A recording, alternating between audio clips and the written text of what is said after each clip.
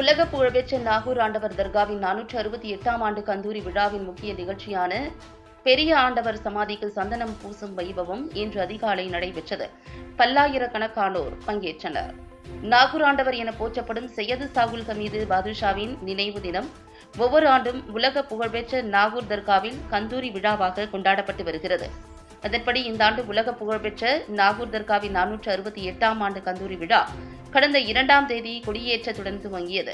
கந்தூரி விழாவின் முக்கிய நிகழ்ச்சியான தாபூத் என்னும் சந்தனக்கூடு ஊர்வலம் நேற்று இரவு நாகையில் இருந்து துவங்கியது.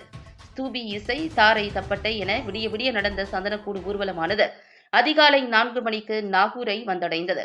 கால்மாட்டு வாசலில் சந்தன குடங்கள் இறக்கப்பட்டு நாகூர் ஆண்டவர் சமாதியில் பாரம்பரிய முறைப்படி தர்கா நிர்வாகிகள் சந்தனம் பூசினர். நிகழ்வில் பல்லாயிரக்கணக்கான பக்தர்கள் பங்கேற்றனர். தொடர்ந்து மயக்க நிலையை அடைந்த சந்தனம் பூசிய கலிபா மஸ்தான் சாஹிப்பை பக்தர்கள் கூட்டத்தில் தூக்கி வரப்பட்ட நிலையில் சுற்றியிருந்த பக்தர்கள் அவரை தொட்டு வணங்கினர்.